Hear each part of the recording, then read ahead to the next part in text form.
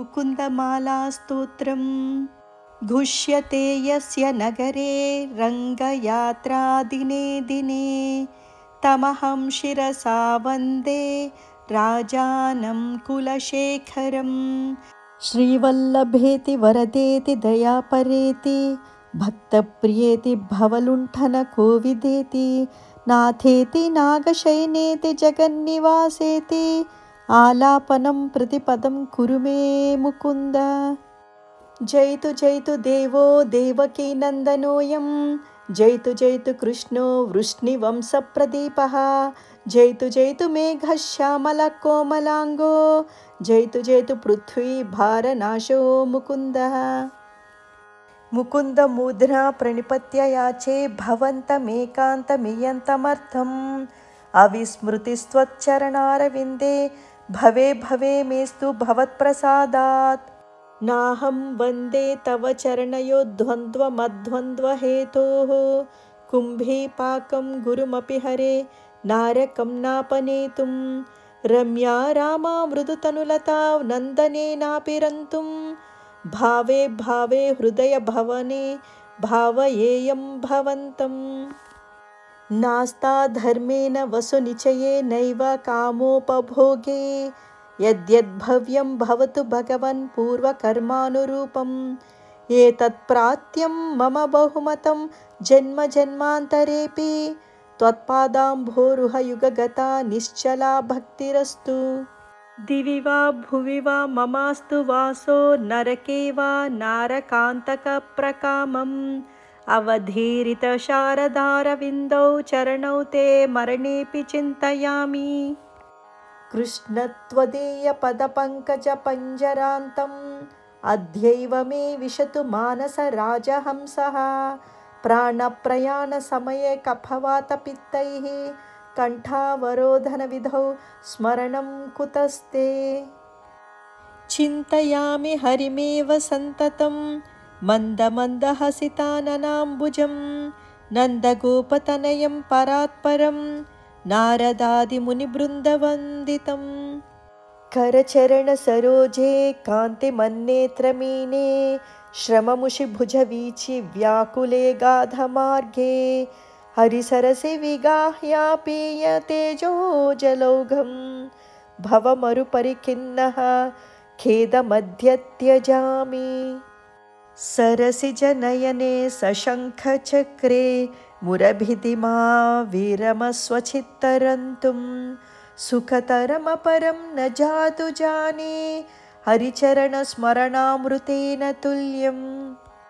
माभिर्मन्दमनो विचिन्त्य बहुधा यामेश्चिरं यातनाः नामी न प्रभवन्ति पापरिपवः स्वामी ननु श्रीधरः आलस्यं व्यपनीय भक्तिसुलभं ध्यायस्व नारायणं लोकस्य व्यसनापनोदनकरो दासस्य किं न क्षमः।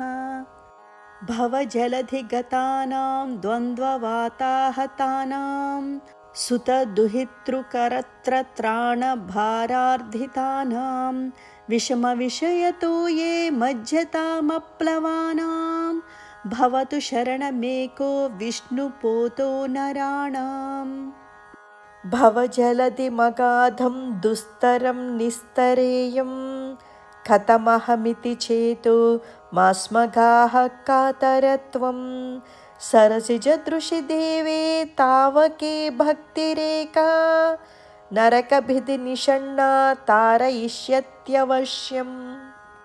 तृष्णातो ये मदनपवनोद्धूतमोहोर्मिमाले दारावर्ते तनयसहजग्राहसङ्घाकुले च संसाराके महति जलधौ मज्जतां न स्त्रिधामन् पादाम्भोजे वरद भवतो भक्तिनावं प्रयच्छ। माद्राक्षं क्षीणपुण्यान् क्षणमपि भवतो भक्तिहीनान् पदाब्जे मास्रौषं श्राव्यबन्धं तव चरितमापास्यान्यदाख्या न जातं मास्मार्षं माधव त्वामपि भुवनपते चेतसापह्नुवानान् मा भुवं त्वस्य पर्याव्यतिकररहितो जन्म जन्मान्तरेऽपि। जिह्वे कीर्तय केशवं मुररिपुं चेतो भज श्रीधरं। पाणिद्वन्द्वसमच्चयाच्युतकथाः स्तोत्रद्वयत्वं शृणु। कृष्णं लोकय लोचनद्वय हरेर्गच्छाङ्घ्रियुग्मालयं। जिघ्रघ्राणमुकुन्दपादतुलसीं मूर्धन्यमाधोक्षजम्। हे लोकाः शृणुतप्रसूतिमरणव्याधेश्चिकित्सामिमां। योगज्ञाः समुदाहरन्ति मुनयो यां यज्ञवल्क्यादयः। अन्तर्ज्योतिरमेयमेकममृतं कृष्णाख्यमापीयतां। तत्पीतं परमौषधं वितनुते निर्वाणमात्यन्तिकम्। हेमत्याः परमं हितं शृणुतवो वक्ष्यामि संक्षेपतः। संसारार्णवमापदूर्मिबहुलं सम्यक् प्रविश्य स्थिताः। नानाज्ञानमपास्य चेतसि नमो नारायणेत्यमुं मन्त्रं। सम्प्रणवं प्रणामसहितं प्रावर्तयध्वं मुहुः। पृथ्वीरेणुरनुपयांसि कणिकाः पल्गुः स्फुलिङ्गो लघुः। तेजो निःश्वसनं मरुत्तनुतरं रन्ध्रं सुसूक्ष्मं नभः। क्षुद्रारुद्रपितामहा प्रभृतयः कीटाः समस्तासुराः। दृष्टे यत्र स तावको विजयते भूमावधूतावधिः। बद्धेनाञ्जलिना नतेन शिरसा गात्रैः सरोमोद्गमैः। कण्ठेन स्वरगद्गदेन नयनेनोद्गीर्णबाष्पाम्बुना। नित्यं त्वच्चरणारविन्दयुगल ध्यानामृतास्वादिनाम्। अस्माकं सरसीरुहाक्ष सततं सम्पद्यतां जीवितम्। हे गोपालक हे कृपाजलनिधे हे सिन्धुकन्यापते हे कंसान्तक हे गजेन्द्रकरुणापारीण हे माधव। हे रामानुज हे जगत्त्रयगुरो हे पुण्डरीकाक्ष मां। हे गोपीजननाथ पालय परं जानामि न त्वां विना। भक्तापाय भुजङ्गगारुडमणिस्त्रैलोक्यरक्षामणिः। गोपीलोचन चातकाम्बुदमणिः सौन्दर्यमुद्रामणिः। यः कान्तामणिरुक्मिणी घनकुचद्वन्द्वैकभूषामणिः। श्रेयो देवशिखामणिर्दिशतु नो गोपालचूडामणिः।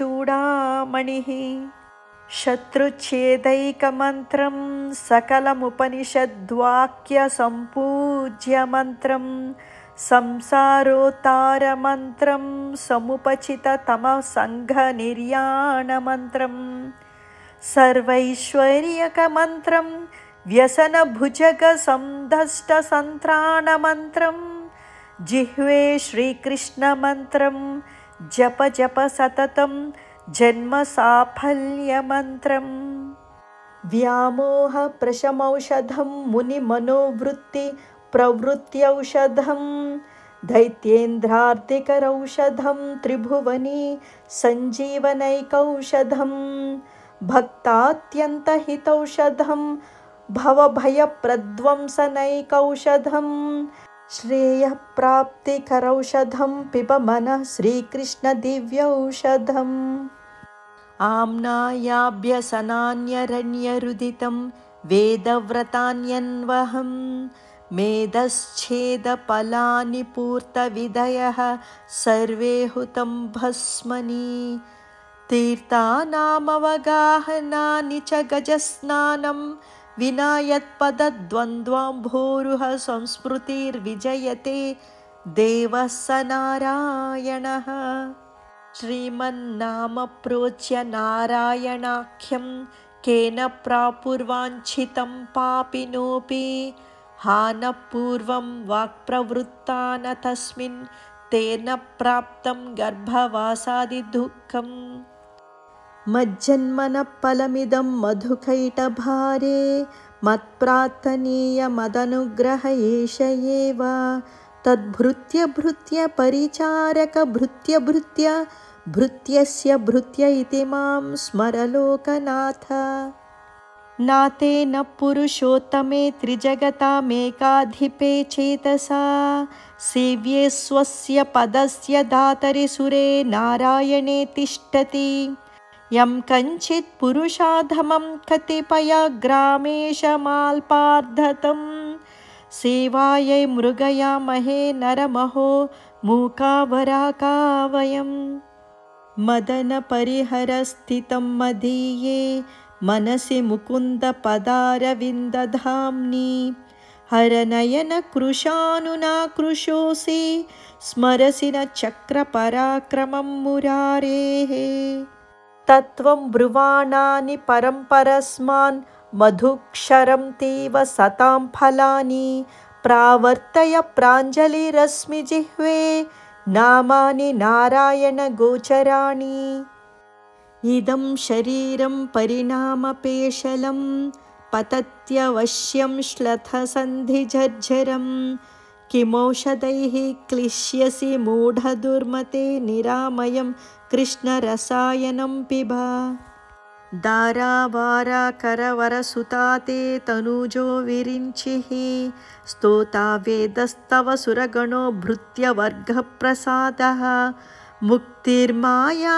जगदविकलं तावके देवकी ते माता मित्रं बलरिपुसुतस्त्वय्यतोऽन्यन्न जाने कृष्णो रक्षतु नो जगत्त्रयगुरुकृष्णं नमस्याम्यहं कृष्णे नाम रशत्रवो विनिहताः कृष्णाय तस्मै नमः कृष्णादेव समुत्थितं जगदिदं कृष्णस्य दासोऽस्म्यहं कृष्णे तिष्ठति सर्वमेतदखिलं हे कृष्ण रक्षस्व माम् तत्त्वं प्रसीद भगवन् कुरु मय्यनाथे विष्णु कृपां परमकारुणिकः किल त्वं संसारसागरनिमग्नमनन्तदीनमूर्धर्तुमर्हसि हरे पुरुषोत्तमोऽसि नमामि नारायणपादपङ्कजं करोमि नारायणपूजनं सदा वदामि नारायणनामनिर्मलं स्मरामि नारायणतत्त्वमव्ययम् श्रीनाथ नारायण वासुदेव श्रीकृष्णभक्तप्रियचक्रपाणे श्रीपद्मनाभाच्युतकैटभारे श्रीरामपद्माक्ष हरे मुरारे अनन्तवैकुण्ठमुकुन्द कृष्ण गोविन्द दामोदर माधवेति वक्तुं समर्थोऽपि न व्यक्ति कश्चित् अहो जनानां व्यसनाभिमुख्यम् ध्यायन्ति ये विष्णुमनन्तमव्ययं हृत्पद्ममध्ये सततं व्यवस्थितं समाहितानां सतताभयप्रदं ते यान्ति सिद्धिं परमां च वैष्णवीम् क्षीरसागरतरङ्गशीकरा सारतारकितचारुमूर्तये भोगि भोगशयनीयशायिने माधवाय मधुविद्विषे नमः यस्य प्रियौ श्रुतिधरौ कविलोकवीरौ मित्रे द्विजन्मवरपद्मशरावभूतां तेनाम्बुजाक्षचरणाम्बुजषट्पदेन राज्ञा कृताकृतिरियं कुलशेखरेण इति कुलशेखरप्रणीतं मुकुन्दमालास्तोत्रं सम्पूर्णम्।